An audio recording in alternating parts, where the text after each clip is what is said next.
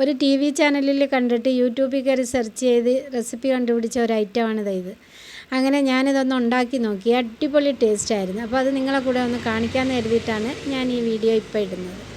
അപ്പോൾ ആദ്യം ഒരു 5 ചെറിയ പഴം തൊലി കളഞ്ഞൊരു ബൗളിലേക്ക് എടുത്ത് പഴം ഒന്ന് ഉടച്ചു കൊടുത്ത്, പിന്നെ അതിൽ ചേർത്തത് 5 സ്പൂൺ പഞ്ചസാരയും 1 ടീസ്പൂൺ ഇഞ്ചി നീരും 1 ടീസ്പൂൺ നാരങ്ങ നീരും 1.5 ടീസ്പൂൺ ഉള്ളിയുടെ നീരുമാണ്.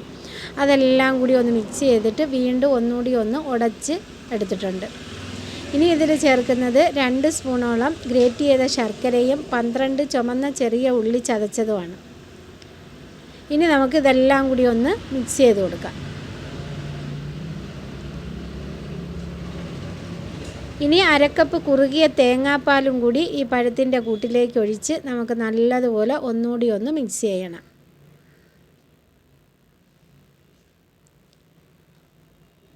ഇതെല്ലാം ഒന്ന് മിക്സായതിന് ശേഷം തൊലി കളഞ്ഞ ഒരു പിടി കപ്പലണ്ടി ഞാൻ ഇതിൻ്റെ മുകളിലേക്ക് ഇങ്ങനെ ഇട്ട് കൊടുക്കുന്നുണ്ട്. ഇനി ഇതടച്ച് നമുക്ക് മാറ്റി വയ്ക്കാം.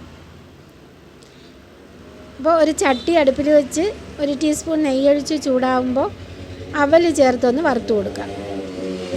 ലോ ഫ്ലെയിമിൽ വെച്ച് വേണം അവൽ വറുക്കാൻ.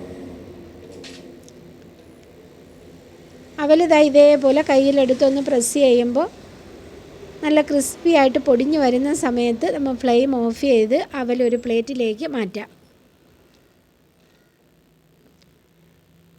ഇനി ഈ അവലൊന്ന് നിരത്തിയിട്ടതിന് ശേഷം അതിൻ്റെ മുകളിലേക്ക് നമ്മൾ ആദ്യം റെഡിയാക്കി വെച്ചിരുന്ന പഴത്തിൻ്റെ കൂട്ട് ഇതുപോലെ ഒന്ന് ഒഴിച്ചു കൊടുക്കണം.